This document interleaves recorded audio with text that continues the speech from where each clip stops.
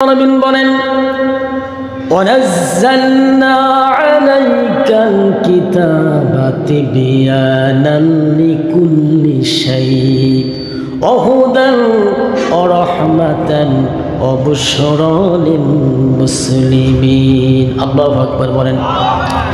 আল্লাহ রাব্বুল আলামিন বলেন, আমি তোমাদের যে কিতাব দান করে দিয়েছি, এই কিতাবের ভিতরে তোমাদের জীবনের জন্য যা কিছু প্রয়োজন সব কিছুকে আমি আল্লাহ পাক খুলে খুলে ওপেন সিক্রেট করে বর্ণনা করে দিয়েছি। সব আছে। তোমার জীবনের জন্য কি প্রয়োজন কোরআনকে প্রশ্ন করো, কোরআন তোমাকে দিয়ে দিবে। সুবহানাল্লাহ বলেন। এখন বাংলাদেশে সুবিচার মানুষের একটা আশা, একটি সুবিচার কায়েম বাংলাদেশে হবে। এটা আমরা চাই কি চাই না? এই নির্দেশটা কার? সুবিচার কায়েম করা কার কথা? আল্লাহর কথা। আল্লাহ রাব্বুল আলামিন বলেন, সুবিচার কায়েম করার নির্দেশ আয়াতটি কখন আল্লাহ পাক নাজিল করে দিলেন? কুরআনুল কারীমের কিছু সূরা মাক্কি আর কিছু সূরা হচ্ছে মাদানী। কিছু সূরা মাক্কি, কিছু সূরা মাদানী। আমার নবীজির উপরে সূরাটা আল্লাহ পাক কখন নাজিল করেন? আয়াতটি আমার নবী যখন মক্কা বিজয় করে ফেললেন, নবীজি মক্কার জীবনে দাওয়াত দিয়েছেন কত বছর বলেন? নবীজি মক্কার জীবনে কালিমার দাওয়াত দিয়েছেন 13 বছর। কত বছর? খুব ভালো করে শুনতে হবে, সময় কম, কিছু গুরুত্বপূর্ণ আলোচনা করার চেষ্টা করুন। আমার নবীজি 40 বছর বয়সে নবুয়ত পেয়ে গেলেন। 40 বছর বয়সে যখন নবুয়ত পেয়ে গেলেন, নবীজি মক্কার জীবনে 3টা বছর গোপনে দাওয়াত দিলেন। কত বছর? নবীজি 3 বছর প্রকাশ্যে দাওয়াত দিতে পারেন নাই। লা ইলাহা ইল্লাল্লাহ উচ্চ স্বরে বলতে পারেন নাই। নবীজি যার কারণে গোপনে গোপনে দাওয়াত দিলেন। নবীজির জীবন থেকে যখন মক্কি জীবন অতিবাহিত হতে লাগলো, 3টা বছর যখন পার হয়ে গেল, তখন নবীজি আস্তে আস্তে প্রকাশ্য দাওয়াত দেওয়া শুরু করলেন। আস্তে আস্তে দেখা গেল নবীজির জীবন থেকে মক্কার জীবনে 13 বছর চলে গেল। কত বছর? নবীজির মক্কার জীবনে 13 বছর চলে গেল। রসুল তখনও কাবা শরীফের ভিতরে 360টি মূর্তি ছিল। কতটি? তখনও কাবার ভেতরে কয়টি মূর্তি? রসুল নবী, অথচ কাবার ভেতরে মূর্তি। রসুলের শক্তি হচ্ছে না কাবার ভেতর থেকে রসুল মূর্তিগুলিকে সরান, পাননি।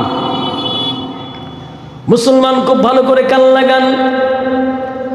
আমার নবীজি 13টি বছর যখন পারে করে দিলেন, আমার নবী যখন কালিমার দাওয়াত যখন বাড়িয়ে দিচ্ছিলেন, তখন মক্কার কাফিরগুলো রসুলকে থাকতে দিল না, রসুলের উপর নির্যাতন শুরু করে দিল।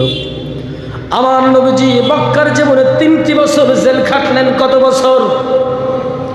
আমার নবীজি মক্কার জীবনে 3 বছর জেল খাটলেন। শিয়াবি আবি তালেবের রসুলের খাবার বন্ধ করে দেওয়া হলো। রসুলের সাথে যে সমস্ত সাহাবীরা ছিল তাদের খাবার বন্ধ করে দেওয়া হলো। রসুল না খেয়ে থাকলেন, গাছের পাতা খেয়ে রসুল থেকেছেন। অনেক সাহাবী গাছের শেকড় খেয়েছে থেকেছেন। এরকম করে করে রসুল যখন মক্কায় থাকতে পারলেন না, আল্লাহ পাক নির্দেশ দিয়ে, রাসূলুল্লাহ ওই মক্কার কাফিরগুলো আপনাকে থাকতে দিচ্ছে না, আপনাকে এখন হিজরত করতে হবে মদিনায়। কোথায় বলেন? রসুল 13 বছর কাজ করার পরে মক্কায় থাকা হলো না। রসুল যখন মদিনার দিকে যাচ্ছিলেন, আমার নবীজি বারবার কাবার দিকে রসুল তাকান আর কাবা শরীফ বলেন, কাবারে বড় আশা ছিল তোর খেদমত করবো, তোর খেদমত আমি করার খুব চিন্তা ছিল, আমার খুব আশা ছিল কাবারে তোর খেদমত করব, কিন্তু মক্কার কাফিরগুলো আমাকে থাকতে দিল না। আমার নবীজি কান্না ভেজা কণ্ঠ নিয়ে, নবীজি চোখের পানি নিয়ে মক্কা থেকে কোথায় চলে গেলেন বলেন? কোথায় চলে গেলেন? কোথায়? মদিনায় চলে গেলেন। তখনও কিন্তু কাবার ভেতরে 360টি মূর্তি। কতটি? খুব ভালো করে বোঝেন। বর্তমান প্রেক্ষাপট নিয়ে কোরআন আপনাদেরকে কি দিতে চায়, কি মেসেজ দিতে চায়, আমি আপনাদেরকে সেটি দেওয়ার চেষ্টা করব ইনশাআল্লাহ। আমার নবীজি মদিনায় চলে গেলেন। একজন সঙ্গীকে সাথে নিয়ে, নাম কি তারা বলেন তো? আবু বকর সিদ্দিক যখন সাথে নিয়ে মদিনায় চলে গেলেন, মদিনায় যাওয়ার পর নবীজি সেখানে 3টা গোত্র দেখতে পেলেন। কয়টা গোত্র? বানু কাইনুকা, বানু কোরাইজা, বানু নাজির, এরকম অনেকগুলো গোত্র রসুল দেখতে পেলেন। ওই মানুষগুলো তো কালিমা পড়ে নাই, ওরা তখন ইহুদি। বিশাল ইতিহাস। আমার নবী যখন মক্কা থেকে মদিনায় চলে গেলেন, মদিনার ওই মুশরিকদেরকে আবার রসুল কালিমার দাওয়াত দিলেন। আস্তে আস্তে করে রসুলের হাতে হাত দিয়ে সমস্ত মানুষগুলো কালিমা পড়ে মুসলমান হয়ে গেল। সুবহানাল্লাহ বললেন। ওই মানুষগুলো যখন কালিমা পড়ল, আমার নবী যখন শক্তি হয়ে গেল, বাংলার মুসলমান খুব ভালো করে কান লাগান। বর্তমান বাংলাদেশ কিন্তু মদিনার জীবন পার করে দিচ্ছে, আমরা মক্কার জীবন পেরিয়ে দিয়েছি। তার কারণ গত কিছুদিন আগে আমরা ঘরে থাকতে পারি নাই, ঠিক কিনা? পেরেছিলাম, পারি নাই। এই কথাগুলো বলতে চাচ্ছি না, কারণ আমার মূল কথা হচ্ছে রসুলের মূল সুন্নাতের যে দাওয়াত, রসুলের যে আদর্শ। একজন মুসলমানের ভিতরে যদি আদর্শ না থাকে, আপনার নামাজ, আপনার যাকাত, আপনার হজ কোনো কাজে লাগবে না। টুপি থেকে কোনো লাভ হবে না। রসুল মদিনায় যাওয়ার পরে মানুষ তৈরি করলেন, মক্কার জীবনে জেল খাটলেন, কষ্ট করলেন। মদিনায় চলে গেলেন, মানুষ তৈরি করে ফেললেন। মানুষগুলো যখন কালিমার পক্ষে চলে আসলো, তখন রসুল একটা শক্তি হয়ে গেল। কি হয়ে গেল? বিশাল যখন শক্তি হলো, আল্লাহ পাক তার হাবিবকে জানিয়ে দিলেন, রাসূলুল্লাহ, ওই মক্কার কাফিরগুলো আপনাকে থাকতে দেয় নাই, আপনাকে কষ্ট দিয়েছে, আপনাকে নির্যাতন করেছে। আপনি এখন মানুষ তৈরি করেছেন, এই মানুষগুলি দিয়ে আমি আল্লাহ পাক আবার আপনার মাধ্যমে মক্কাকে বিজয় দান করে দিব। এই মানুষগুলোর মাধ্যমে আবার আপনি শক্তি তৈরি করেছেন। রসুল মদিনায় গিয়ে 10,000 মুজাহিদ রসুল তৈরি করলেন। সুবহানাল্লাহ বলেন। কত হাজার?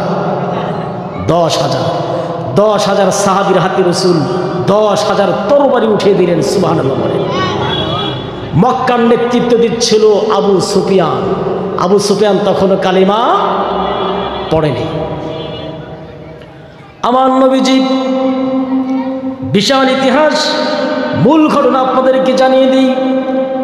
আমার নবীজি মক্কার দিকে যখন ঢুকে পড়লেন, আমার নবীজির যুদ্ধ করা লাগলো না। মক্কার মানুষগুলো ভয়তে যখন পালিয়ে গেল, রসুল তখন কাবার কাছে চলে আসলেন। কোথায় চলে আসলেন? তখনও কাবা শরীফে কয়টা মূর্তি? 360টি। রসুল কিন্তু তখন 100% শক্তি রসুলের হাতে, কারণ তখনও ইসলামের বিপক্ষে কথা বলার কোনো শক্তি নাই। যত নির্যাতন নিপীড়ন রসুলকে করেছে মক্কার জীবনে, আমরাও কিন্তু এরকম একটা জীবন অতিবাহিত করে এসেছি, ঠিক কিনা? এখন আমাদের মদিনার জীবন চলছে, মানুষ তৈরির জীবন। এই মানুষগুলো যদি ইসলামের পক্ষে তৈরি হয়, এই মানুষগুলোর মাধ্যমে আল্লাহ পাক কালিমার বিজয় বাংলার জমিনে দান করে দিয়ে দিবেন। আমার নবীজি, বিশাল ইতিহাস। আমার নবীজি মক্কায় ঢুকে পড়লেন, কাবা শরীফের কাছে নবীজি চলে আসলেন। কাবার কাছে নবী যখন চলে আসলেন, আসার পর দেখতে পেলেন তখন কাবা শরীফের দরজাটা বন্ধ। কি? কাবার দরজা বন্ধ। আয়াতটি কখন নাজিল হয়? শালি নজরুল বলতেছি কেবল। আমার নবীজি কাবার কাছে যখন চলে আসলেন, কাবা শরীফে এসে দেখেন কাবার দরজাটা বন্ধ, তালা লাগানো। আমার নবীজি সাহাবীদেরকে বললেন, কাবা শরীফের চাবিটা কার কাছে আছে? এই কাবার চাবি কার কাছে? সাহাবীরা বলে, ইয়া রাসূলুল্লাহ, ইয়া হাবিবাল্লাহ, উসমান ইবনে তালহার কাছে কাবার চাবি। আমার নবীজি বললেন, উসমান ইবনে তালহাকে আমার কাছে ডেকে আনো। উসমান ইবনে তালহাকে ডাকা হলো। তিনি চলে আসলেন। আসার পর নবীজির হাতে চাবি দিয়ে দিলেন। আমার নবীজির চাবিটি যখন পেয়ে গেলেন, তখন নবীজি কাবা শরীফের দরজা খুলে ফেললেন। দরজা খোলার পর দেখতে পেলেন সেখানে অসংখ্য মূর্তি। কোন কোন ইতিহাস বলেছে কাবার ভেতরে 360টি মূর্তি। কতটি? কয়টি? 360টি মূর্তি। রসুলের হাতে তখন শক্তি আছে না নাই? যেই মক্কার জীবনে রসুলকে থাকতে দেওয়া হয়নি, রসুলকে জেলখানায় ঢুকানো হয়েছে। রসুল শিয়াবে আবু তালেবে ছিলেন। রসুল গোপনে গোপনে দাওয়াত দিলেন। লাস্ট জীবনে রসুল আরও 10 বছর সময় পেলেন মক্কায়, 13 বছর দাওয়াত দিলেন। তারপরও যখন রসুলের থাকা হলো না, রসুল মদিনায় চলে গেলেন, মানুষ তৈরি করলেন, ওই মানুষগুলো দিয়ে আবার কাবায় ঢুকলেন। রসুল কাবা শরীফ খুলে দেখতে পেলেন কয়টা মূর্তি? কয়টি? 360টি। আমার নবীজি কাবার ভেতরে ঢুকে মূর্তিগুলোকে ভেঙে চুরে চুরমার করে ফেললেন। ইতিহাসের ভিতরে লেখা হয়েছে আমার নবীজি জমজমের পানি দিয়ে কাবা শরীফটা ধৌত করলেন। কাবা শরীফ ধৌত করার পরে আমার নবীজি সেখানে 2 রাকাত নামাজ আদায় করলেন। সুবহানাল্লাহ। নবীজি 2 রাকাত নামাজ যখন আদায় করলেন, আবার কাবার দরজা যখন লেগে দিলেন, তখন চাবিটা কার হাতে রসুল আবার দিবেন? তখন যখন রসুল চাবিটা হাতে নিলেন, তখন 2জন সাহাবী বললেন, রাসূলুল্লাহ, হযরত ইবনে আব্বাস, ইবনে কাসিরের তাফসীর ইবনে কাসিরের ভিতরে এসেছে, হযরত ইবনে আব্বাস রাদিয়াল্লাহু তাআলা আনহু এবং আলী রাদিয়াল্লাহু আনহু, রাসূলুল্লাহ চাবিটা আমার হাতে দেন, তার কারণ আমরা কাবার খিদমত করব, হাজিদের পানি পান করাবো। যেই জাতির লোকেরা কাবার খিদমত করে আর হাজিদের পানি পান করায়, ওই জাতির লোকের সম্মান আল্লাহ পাক আরশ পর্যন্ত বাড়িয়ে দেয়। হযরত আলী বলছে, রাসূলুল্লাহ চাবিটা আমার হাতে দেন। হযরত ইবনে আব্বাস বলছে, রাসূলুল্লাহ চাবিটা আমাকে দেন। রসুল এখন চাবিটা কাকে দিবেন? রসুল তো কাবার খেদমত করলেন। এই পৃথিবীতে সর্বপ্রথম যিনি কাবার খেদমত করেছেন তিনি কে বলেন তো? কে? এই পৃথিবীতে কাবা শরীফের প্রথম যিনি খেদমত করেছেন তিনি অন্য কেউ না, আপনার আমার আদি পিতা হযরত আদম আলাইহিস সালাম। আর কাবার দ্বিতীয় খাদেম ছিলেন হযরত ইব্রাহিম আলাইহিস সালাম। কে? এই পৃথিবীর 4 জন শ্রেষ্ঠ খাদেম ছিল কাবার। প্রথম ছিল হযরত আদম আলাইহিস সালাম, দ্বিতীয় ছিল হযরত ইব্রাহিম আলাইহিস সালাম, আর তৃতীয় খাদেম তিনি কেউ না, তিনি ছিলেন হযরত ইসমাঈল আলাইহিস সালাম। আর 4র্থ নম্বর খাদেম তিনি অন্য কেউ না, তিনি আপনার আমার কলিজার টুকরা নবী মুহাম্মদুর রাসূলুল্লাহ সাল্লাল্লাহু আলাইহি সাল্লাম। কাবার খেদমত করেছেন কয়জন? আমরা তো মসজিদের খেদমত করতে চাই না। আমাদের মসজিদে যেগুলো মুয়াজ্জিন থাকে মনে করে যে এগুলো গরিবের সোল, এগুলো কি দেখে অন্য চোখে। অথচ আল্লাহর হাবিব বলেছেন কাবার 4 জন শ্রেষ্ঠ খাদেম ছিল। প্রথম ছিল হযরত আদম আলাইহিস সালাম, দ্বিতীয় নম্বর খাদেম ছিল হযরত ইব্রাহিম আলাইহিস সালাম, তৃতীয় নম্বর খাদেম ছিল হযরত ইসমাঈল আলাইহিস সালাম, এবং 4র্থ খাদেম ছিলাম আমি হযরত মুহাম্মদুর রাসূলুল্লাহ সাল্লাল্লাহু আলাইহি সাল্লাম। আমার নবীজির চাবিটা কার হাতে দিবেন? সবাই তো চাবিটা চাই। আমার নবী যখন প্রিশনের মধ্যে পড়ে গেলে আরশ থেকে কোনো ঘোষণা আসে নাকি? আমার রাসূল তখন আরশের দিকে তাকালেন, আরশের দিকে তাকে আল্লাহ পাক বলে, রাসূলুল্লাহ আপনি কি করবেন?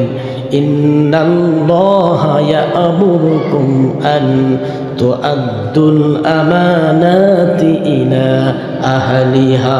আল্লাহু আকবার। আল্লাহ রাব্বুল আলামিন বলেন, ইয়া রাসূলুল্লাহ আপনি কাবার চাবিটা যে চাইবে তাকে দিতে পারবেন না। আপনার কাছে পবিত্র আমানত রেখে দেওয়া হয়েছে, আপনি যার কাছে আমানতটা নিয়েছিলেন তাকে কাবার চাবি দিয়ে দেন।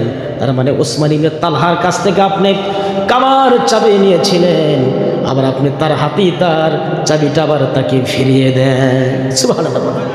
আয়াতটা নাজিল হয়, আল্লাহ পাক জানিয়ে দিলেন। এরপর কি করেন? ওয়াইদা হাকামতুম বাইনান নাস, যখন আপনি মানুষের মাঝে বিচার করবেন তখন অবশ্যই আপনাকে সুবিচার করতে হবে। সুবহানাল্লাহ। আমাদের বাংলাদেশে কি সুবিচার কায়েম আছে? কোরআনের কোন আইন কায়েম আছে?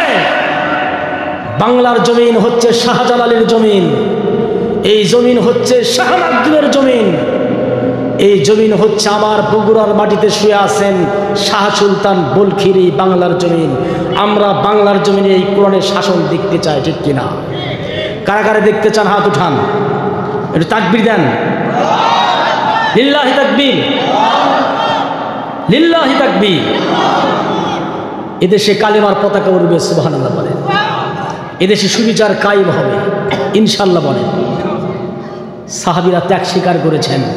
সাহাবীদের জিন্দেগির দিকে তাকান। একজন অন্ধ সাহাবী নাম ছিল হযরতে আব্দুল্লাহ ইবনে মাকদুম রাদিয়াল্লাহু তাআলা। সুবহানাল্লাহ বলেন। কি নাম? আব্দুল্লাহ ইবনে মাকদুম। তিনি ছিল অন্ধ, জন্মগতভাবে অন্ধ। আমাদের এলাকায় কিছু লোক কিন্তু বয়স হলে অন্ধ হয়, আর আব্দুল্লাহ ইবনে মাকদুম ছিল মায়ের পেট থেকে অন্ধ। হযরতে খাদিজা রাদিয়াল্লাহু তাআলা আনহার আপন ফুফাতো ভাই। সুবহানাল্লাহ। আমার রাসূল যখন জিহাদের ময়দানে যেতেন, বিলালকে বলতেন, বিলাল তুমি আজান দিবা, আর আব্দুল্লাহ ইবনে মাকদুমকে বলতো তুমি মসজিদে নববীতে নামাজ পড়ায় দিবা। সুবহানাল্লাহ। রাসূল তো দিনের পর দিন ময়দানে থেকেছেন। রাসূল এক জিহাদের ময়দান থেকে এসেছেন, আর একটা জিহাদের ময়দানে ডাক এসে গিয়েছে। রাসূলের বসে থাকার কোনো সুযোগ ছিল? আমরা তার উম্মত। আব্দুল্লাহ ইবনে মাকদুম রাদিয়াল্লাহু তাআলা আনহু অন্ধ সাহাবী, রাসূলের কাছে রাসূলের হাতে বায়াত গ্রহণ করেছেন। কাদিসের যুদ্ধের সময় যখন যুদ্ধের দানামা বেজে উঠল, তিনি শুনতে পেলেন কাদিসের ময়দানে মুসলমানদের সঙ্গে জিহাদ হবে, যুদ্ধ হবে। কাদিসের ময়দানে পারস্য কাফিরদের সংখ্যা ছিল 2 লক্ষ। কত লক্ষ? কয় লাখ? 2 লাখ। আর মুসলমানের সংখ্যা 30,000। সুবহানাল্লাহ। একদিকে 2 লক্ষ, আর একদিকে অনলি 30,000। মুসলমানদের পক্ষে কাজ করেছিল সিরিয়ার সরকার। সিরিয়া থেকে আরও 6,000 সৈন্য মুসলমানদের ভিতরে তিনি দিয়েছিলেন। 30 আর 6 কত হয় বলেন? কত? 36। আর কাফেরদের সংখ্যা কত? 2 লাখ। একদিকে 36 আর একদিকে 2 লক্ষ। হযরত সাদ বিন আবি ওয়াক্কাস রাদিয়াল্লাহু তাআলা আনহু নেতৃত্বে হযরত ওমর রাদিয়াল্লাহু তাআলা আনহু কাদিসের ময়দানে যুদ্ধের যখন সমস্ত কাজ সম্পন্ন করে দিলেন, আব্দুল্লাহ ইবনে মাকদুম অন্ধ সাহাবী ওমরের কাছে দৌড়ে ছুটে গেলেন। বললেন, আমিরুল মুমিনিন হযরত ওমর, আমি তো একজন অন্ধ সাহাবী, আমি রাসূলের একজন জলিল কদর সাহাবী। রাসূল যখন জিহাদের ময়দানে চলে যায়, আমাকে মসজিদে নববীর ইমামতির দায়িত্ব দিয়ে যায়, বিলালকে আজানের দায়িত্ব দিয়ে যায়। আমিরুল মুমিনিন হযরত ওমর রাদিয়াল্লাহু তাআলা আনহু, আমি আপনাকে বলতে চাই, আপনি নাকি কাদিসের ময়দানে মুজাহিদদেরকে পাঠিয়ে দিচ্ছেন, আমিও আপনার সাথে কাদিসের ময়দানে যেতে চাই। সুবহানাল্লাহ বলেন। আমিও কাদিসের ময়দানে যেতে চাই। রাদিয়াল্লাহু তাআলা আনহু সাদ ইবনে আবি ওয়াক্কাস বললেন, তুমি হযরত আব্দুল্লাহ ইবনে মাকদুমের হাতে কালিমার পতাকা উঠিয়ে দিবা। যখন তিনি তার হাতে উঠিয়ে দিলেন, তিনি ময়দানে চলে গেলেন। সমস্ত কাফেরদের টার্গেট পতাকাবাহী, পতাকাটা কে ধরে আছে? সমস্ত কাফেরগুলো যখন আব্দুল্লাহ ইবনে মাকদুমকে দূর থেকে যখন তীর নিক্ষেপ শুরু করে দিল, তার গলার ভিতরে একটু ঢুকে পড়ল, বুকের ভিতরে ঢুকে পড়ল, তবুও কালিমার পতাকা মাটিতে পড়তে দিলেন না। এরপর আবার যখন আরেকটা তীর যখন তার হাতে ঢুকে পড়ল, তীরটা খোলারও চেষ্টা করলেন না। তীরটা খুলতে গেলে হয়তো কালিমার পতাকাটা মাটিতে পড়ে যাবে। মুসলমান খুব ভালো করে কান লাগান, সাহাবীদের জিন্দেগির দিকে তাকিয়ে দেখেন। একজন অন্ধ সাহাবী তার জীবনী পড়ে দেখেন। আব্দুল্লাহ ইবনে মাকদুম রাদিয়াল্লাহু তাআলা আনহু আরেকটা তীর যখন তার হাতে নিক্ষেপ করে দেওয়া হলো, তবুও তিনি তীরটা খোলার চেষ্টা করলেন না, মাটিতে লুটিয়ে পড়ে গেলেন।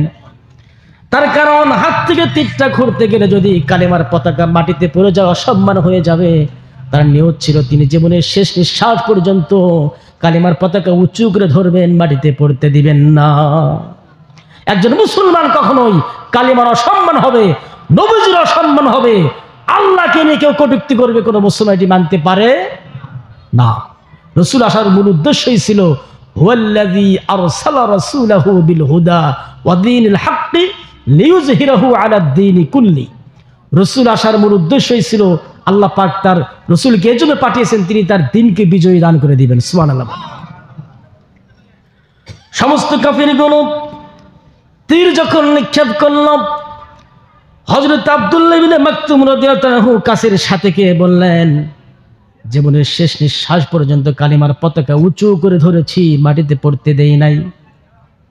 একজন মুসলমান কখনোই কালিমার পতাকা নিচু করতে দিবে না। অসম্মান হবে না, মুসলমান সবসময় ইসলামের বিজয় চাবে। তার কারণ আল্লাহ পাক বলেছেন এই কোরআন যেমন তোমাদের সমাজটা হবে তেমন, কোরআন যেমন পার্লামেন্ট হবে তেমন, এই কোরআন যেমন বিচার ফয়সালা হবে তেমন, এই বিচারকে কায়েম করার জন্য নবীজি সাহাবীরা জীবন দিয়েছেন, কষ্ট করেছেন। আর একজন সাহাবীর ইতিহাস আপনাদের কাছে বলবো, আমার সময় শেষ। একজন সাহাবীর কথা বলবো, হযরতে সাআদ ইবনে মাআস রাদিয়াল্লাহু তাআলা আনহু। কি নাম? সাআদ ইবনে মাআস রাদিয়াল্লাহু তাআলা। তিনি খন্দকের যুদ্ধের সময় যখন নবীজি খন্দকের ময়দানে ডাক দিলেন, রাসূল খন্দকের ময়দানে পরীক্ষা খনন করেছিলেন। কি খনন করেছিলেন? পরীক্ষা খনন করেছিলেন। এখানে গল্প করেন না, ব্রেনে লাগে। আসলে আমি আজকে আলোচনা করে কোনো মজাই পেলাম না। কয়েকবার দাঁড়ানো, থামাথামি, এটা ওটা নানা কিছু। আমি একটা সিস্টেমে নিয়ে আসবো, এটা হচ্ছেই না। খন্দকের যুদ্ধ। কোন যুদ্ধ? খন্দকের যুদ্ধ। হযরত সাআদ ইবনে মাআস রাদিয়াল্লাহু আনহু নবীজির নেতৃত্ব মেনে যখন খন্দকের ময়দানে যাচ্ছেন, ওই খন্দকের ময়দানে যাচ্ছেন, এবং সাআদ ইবনে মাআজের মা নাম ছিল হযরতে কাবসা রাদিয়াল্লাহু তাআলা আনহা। কি নাম? হযরতে কাবসা রাদিয়াল্লাহু তাআলা আনহা। তিনি অধীর আগ্রহ নিয়ে খন্দকের ওই গুহার ভেতরে, পরীক্ষার ভেতরে তারা বসে থেকে কি যেন দেখতেছেন, কি যেন দেখার জন্য তারা বসে আছেন অধীর আগ্রহ নিয়ে। আমার নবীজির নেতৃত্বে খন্দকের ময়দানে যাচ্ছেন তার কলিজার টুকরা সন্তান সাআদ ইবনে মাআস রাদিয়াল্লাহু তাআলা। সুবহানাল্লাহ বল। হযরতে কাবসা রাদিয়াল্লাহু তাআলা আনহা সন্তানকে দেখতে পেলেন মুজাহিদদের পেছনে পড়ে গেছে। তিনি দূর থেকে বলেন, ও কলিজার টুকরা সন্তান, মুজাহিদ কখনো মুজাহিদদের পেছনে থাকতে পারে না, জিহাদের ময়দানে মুজাহিদ কখনো পেছনে থাকতে পারে না। আমি তোমার মা হয়ে বলতেছি, তুমি দ্রুত গতিতে রাসূলের সাথে চলে যাও। আমার মনে হচ্ছে তুমি যেন খন্দকের দিকে যাচ্ছ না, আমার মনে হচ্ছে তুমি যেন আল্লাহর জান্নাতের দিকে যাচ্ছ। আমার মনে হচ্ছে তুমি যেন আল্লাহর জান্নাতের দিকে যাচ্ছ, তুমি খন্দকের দিকে যাচ্ছ না। অথচ সে কার সাথে কোথায় যাচ্ছে বলেন? খন্দকের ময়দানে। হযরত কাবসা রাদিয়াল্লাহু তাআলা আনহা অধীর আগ্রহে বসে আছেন, পরীক্ষার ভিতরে বসে আছেন। তার সাথে আরেকজন মহিলা ছিলেন, তিনি অন্য কেউ না, তিনি হচ্ছেন আমার নবীজির স্ত্রী হযরত আয়েশা সিদ্দিকা রাদিয়াল্লাহু তাআলা আনহা। হযরত কাবসা এবং আয়েশা দুইজন মহিলা যখন তারা বসে থেকে দেখতে পেলেন কলিজার টুকরা সন্তানগুলো নসিহত যখন করলেন, তখন হযরত আয়েশা রাদিয়াল্লাহু তাআলা আনহা খুব লক্ষ্য করে দেখতে পেলেন হযরত সাআদ ইবনে মাআজ যে বর্ম পরিধান করেছিল যুদ্ধের ময়দানে, ওই বর্ম দিয়ে তার শরীরটা ঢেকেছে, কিন্তু হাত দুটি ঢাকে নাই। কি হয় নাই? হাত দুটি বের হয়ে আছে। হযরত আয়েশা সিদ্দিকা রাদিয়াল্লাহু তাআলা বললেন, হযরতে কাবসাকে বলল যে তোমার কলিজার টুকরা সন্তান সাআদ ইবনে মাআজ যুদ্ধের ময়দানে বর্ম পরিধান করেছে। যুদ্ধের ময়দানে রাসূল হেলমেট ব্যবহার করেছেন। আমরা কয়দিন হেলমেট ব্যবহার করেছি বলেন? আমরা তো মনে করি শুধু টুপি ব্যবহার করাই সুন্নাত। রাসূলের সব সুন্নাতকে মেনে নিতে হবে। রাসূল একটা সুন্নাত কেউ যদি ওভারটেক করে তার ঈমান থাকবে? থাকবে না। হযরত আয়েশা রাদিয়াল্লাহু তাআলা আনহা হযরতে কাবসা রাদিয়াল্লাহু তাআলাকে বললেন, তোমার কলিজার টুকরা সন্তান সাআদ ইবনে মাআজ যে বর্ম পরিধান করেছে, এই বর্ম দিয়ে তার হাতটা ঢাকে না, এই হাতটা বের হয়ে আছে। কাফেররা যদি দূর থেকে তীর নিক্ষেপ করলে সে তো কষ্ট পেয়ে যাবে। এই কথা বলতেছিলেন। হযরতে আয়েশা রাদিয়াল্লাহু তাআলা যখন বললেন, ইতিমধ্যে যখন খন্দকের ময়দানে জিহাদের যখন ডাক চলে আসলো, যখন তারা চলে গেলেন জিহাদের ময়দানে গিয়ে একজন কাফির ইবনুল আরাকা নামের একজন কাফির হযরত সাআদ ইবনে মাআজের হাত বরাবর একটি তীর নিক্ষেপ করলো। কি করলো? একটা তীর যখন নিক্ষেপ করলো, হযরত সাআদ ইবনে মাআজ রাদিয়াল্লাহু তাআলার হাত থেকে তার হাতটা কোটরটা ছিঁড়ে পড়ে গেল, তার হাতটা কোনো রকম একটি বেঁচে থাকলো। এরকম অবস্থা দেখে যখন নবীজির কাছে সংবাদ চলে গেল, আমার নবীজি দৌড়ে ছুটে আসলেন। আমার নবীজি দৌড়ে ছুটে এসে হযরত সাআদ ইবনে মাআজ রাদিয়াল্লাহু তাআলাকে বুকের মধ্যে নিয়ে নিলেন। তার রক্তগুলোকে বন্ধ করে দেওয়ার জন্য চেষ্টা করতেছেন, কিন্তু রক্ত বন্ধ হয় না। আমার নবীজি একজন সাহাবীকে নির্দেশ দিলেন। হযরত আসলামের একজন সাহাবী, তিনি ডাক্তারের কাজ করতেন। আহত যারা হতো, রক্তাক্ত যারা হতো, যে সমস্ত সাহাবীরা জিহাদের ময়দানে রক্তাক্ত হতো, তাদের তিনি সেবা করতেন। আমার নবীজি হযরত আসলাম রাদিয়াল্লাহু তাআলা বললেন, তুমি সাআদ ইবনে মুআযের সেবা করো, তাকে যত্ন করো, তার রক্তগুলোকে মুছে দাও। এভাবে যখন তিনি তার সেবা করতেছিলেন, এমন সময় আমার নবীজি আবার জিহাদের ময়দানের দিকে চলে গেলেন। হযরত সাআদ ইবনে মুআয রক্তাক্ত হয়ে জমিনে লুটে পড়ে আছেন। আমার নবীজি আবার যখন দৌড়ে ছুটে আসলেন, দৌড়ে ছুটে আসার পরে আমার নবীজি সাআদ ইবনে মুআয রাদিয়াল্লাহুকে বুকের মধ্যে নিয়ে নিলেন। আমার নবীজি তার উরুর উপর তার মাথাটা রেখে দিলেন। কি করলেন? সাআদ ইবনে মুআযের মাথাটা নবীজির উরুর উপর রেখে দিলেন। সাআদ ইবনে মুআয রাদিয়াল্লাহু রক্তাক্ত অবস্থা আরশের দিকে তাকিয়ে তাকিয়ে আল্লাহকে বললেন যে, আল্লাহ, ওই কুরাইশরা আমার নবীজিকে সবচেয়ে বেশি কষ্ট দিয়েছে। আল্লাহ, আপনি যদি আমাকে জীবিত রাখেন, তাহলে আরেকটি বার আপনি আমাকে কুরাইশদের সাথে যুদ্ধ করার মতো আপনি আমাকে শক্তি দান করেন। আর যদি আমার জীবন পাখিটা না থাকে, তাহলে আপনি আমাকে শাহাদাতের মৃত্যু দান করে দিয়েন। সুবহানাল্লাহ তো বললেন না? হযরত সাআদ ইবনে মুআয রাদিয়াল্লাহু তাআলা নবীজির উরুর উপর মাথা রেখে যখন এই কথাগুলো বলতেছিলেন, আমার নবীজি দেখতেছিলেন সাআদ ইবনে মুআযের অবস্থা খুব একটা ভালো না। তখন নবীজি লক্ষ্য করে দেখতে পেলেন, আমার নবীজি হযরত আসলামকে বললেন, তুমি তার সেবা করো, ডাক্তারি কাজ করো। যখন তিনি হাজার চেষ্টা করেও যখন তার রক্তগুলো বন্ধ করে দিতে পারলেন না, আস্তে আস্তে করে যখন তিনি দুনিয়া থেকে চির বিদায় নিয়ে চলে গেলেন, দুনিয়া থেকে চির বিদায় নেওয়ার সময় আমার নবীজির চোখে পানি, সাহাবীদের চোখে পানি। সাআদ ইবনে মুআযের মা যখন শুনতে পেলেন কলিজার টুকরো সন্তান সাআদ ইবনে মুআয দুনিয়া থেকে চির বিদায় নিয়ে চলে গেছে, দৌড়ে ছুটে এসে তার সন্তানকে বললেন, কষ্ট ভেজা কণ্ঠে চক্ষু নিয়ে বললেন, আমার কলিজার টুকরা সন্তান, তোমার বীরত্ব এবং তোমার ঈমান এতক্ষণ পর্যন্ত আল্লাহ পাক তোমাকে আল্লাহর পথে প্রতিষ্ঠিত করে রেখেছিল। আমি আল্লাহর কাছে দোয়া করি, আল্লাহ পাক যেন তোমাকে আর আমাকে এক জান্নাতে থাকার মধ্যে তৌফিক দান করেন। হযরত সাআদ ইবনে মুআযের জন্য আমার নবীজি জানাজার ব্যবস্থা করলেন। নবীজি জানাজার ব্যবস্থা যখন করে ফেললেন এবং হযরত আবু সাঈদ খুদরী রাদিয়াল্লাহু বললেন, তুমি জান্নাতুল বাকিতে তার কবরের ব্যবস্থা করো। আমার নবীজি সাআদ ইবনে মুআয রাদিয়াল্লাহু তাআলার জন্য জানাজার যখন ব্যবস্থা করে ফেললেন, জানাজা যখন সম্পূর্ণ হয়ে গেল, আবু সাঈদ খুদরীকে বললেন, তুমি কবর খনন করো জান্নাতুল বাকিতে। তিনি কবর খনন করতেছিলেন। হযরত আবু সাঈদ খুদরী বলেন, আমি যখন কবরগুলো খনন করতেছিলাম, কবর থেকে যখন মাটিগুলো সরাচ্ছিলাম, আমি আল্লাহর কসম করে বলি, আমার নাকি আমি যতক্ষণ পর্যন্ত কবর থেকে ওই সাআদ ইবনে মুআযের জন্য যে কবর খনন করতেছিলাম, আমি কবর খনন করি আর মাটিগুলো সরায় ফেলি, আর মাটি থেকে আমার নাকের ভিতরে জান্নাতের সুঘ্রাণগুলো ছড়িয়ে পড়ে। আমি বারবার মাটিগুলো খনন করতেছিলাম, মিশকের সুঘ্রাণগুলো চতুর্দিকে ছড়িয়ে পড়তেছিলাম। আমার নবীজি জানাজার কাজ সম্পন্ন করলেন। আমার নবী জানাজার কাজ সম্পন্ন করে যখন তার লাশটাকে খাটিনের উপরে করে নিয়ে যখন তার লাশটা জান্নাতুল বাকির দিকে নিয়ে যাচ্ছেন, আমার নবীজি কাঁধে নিয়েছেন, সাহাবীরাও কাঁধে করে নিয়েছে। আমার নবীজি কাঁধে করে নিয়ে হযরত সাআদ ইবনে মুআযকে যখন নিয়ে তার লাশটা নিয়ে যখন জান্নাতুল বাকির দিকে যখন নিয়ে যাচ্ছিলেন, তখন সাহাবীরা লক্ষ্য করে দেখতে পেলেন সাআদ ইবনে মুআযের লাশটার ওজন নাই, হালকা। সঙ্গে সঙ্গে সাহাবী বললেন, রাসূলুল্লাহ, আমরা তো সাআদ ইবনে মুআযের লাশটা জান্নাতুল বাকির দিকে নিয়ে যাচ্ছি কাঁধে বহন করে, কিন্তু আমরা লক্ষ্য করে দেখতে পাচ্ছি তার লাশের কোনো ওজন নাই। কি নাই? হালকা।